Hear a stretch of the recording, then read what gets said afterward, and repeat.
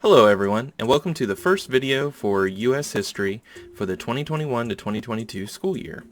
Now, I know many of you were very upset whenever you learned that we had to go remote, and that's okay. That's okay. We will. I didn't think that we would be going remote, but that's just the situation that we're in, and we got to make the best of it. So, if you will stick with me, I promise we'll get through this together. Okay?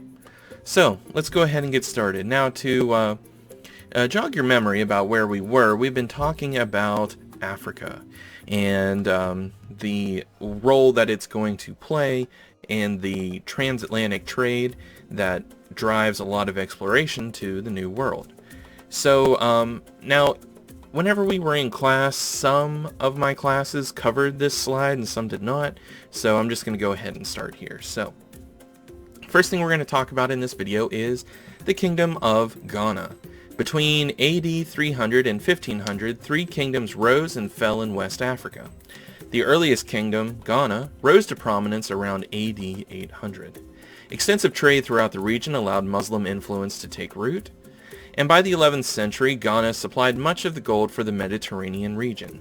Now, since this kingdom supplied a lot of the gold for the region, it's safe to assume that this was a very wealthy kingdom.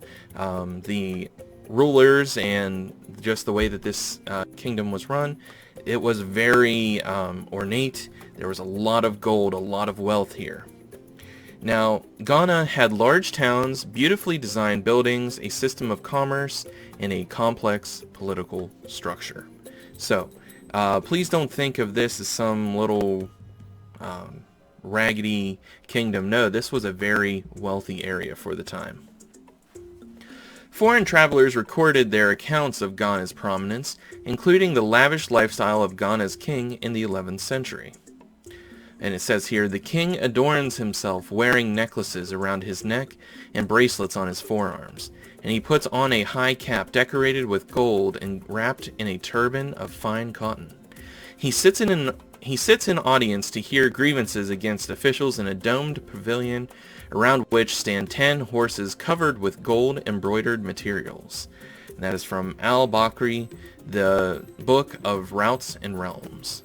So, it just goes to show how wealthy this kingdom was. It even says here that even the king's horses were covered with gold embroidered material. So it's fair to say this was a very wealthy kingdom.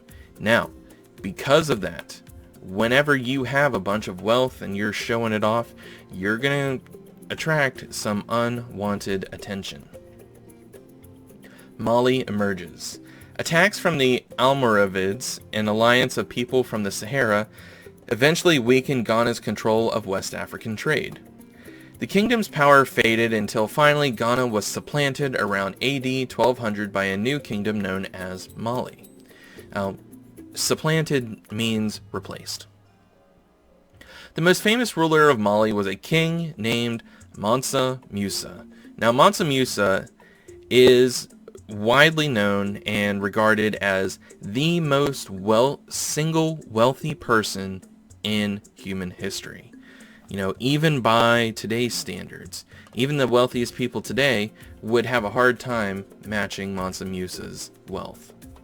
During his reign in the early 1300s, he expanded Mali's domain westward to the Atlantic coast and increased the role of Islam, a religious faith that spread slowly through North Africa in the early 700s. He founded the famous university at Timbuktu. The Kingdom of Mali weakened after the death of Mansa Musa in 1332. Now, Mansa Musa, he was so wealthy that whenever he traveled, he would give away gold. He would give it to the poor. He would give it to people who gave him shelter. And he spent so much gold that actually where he traveled, it would disrupt the local economy. Because whenever there is an excess of money or an excess of wealth just put out there, everything is thrown off.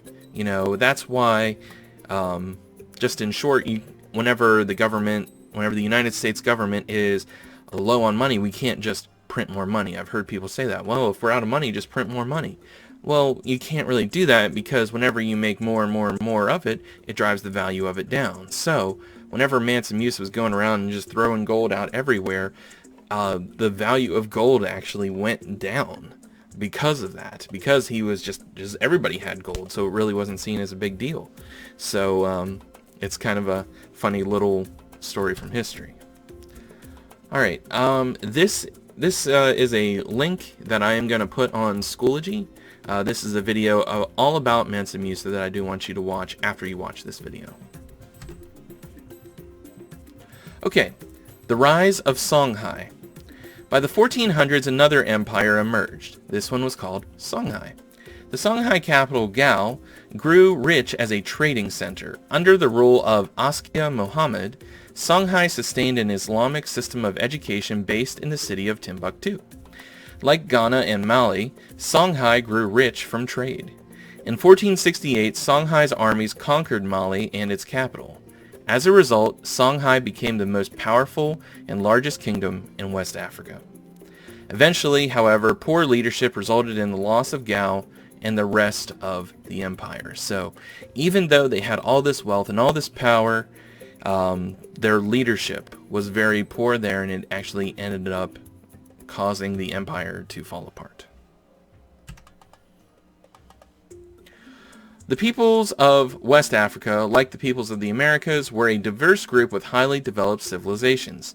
Religious beliefs and family bonds were among the ways of life that reinforced a sense of community. Community was a very important thing to the West Africans, and the family bonds was also very, very highly valued in their society. Okay, in this picture, this is the Sankor Mosque in Timbuktu. It was built in the early 1400s, and it was a center of Muslim teaching and scholarship. So this was a very important building in the 1400s. Religion in West Africa. West African spiritual beliefs varied. Caravans brought Islam across the Sahara to the people of the savannah. And in many places, Africans held traditional beliefs. Now, there wasn't one, like, overarching African religion. You know, these religions were regional. They varied from where you live, just from place to place. So there isn't, like, one African religion. Now, whenever these caravans traveled and were trading, a lot of Africans gave up their original beliefs and adopted Islam as their religion.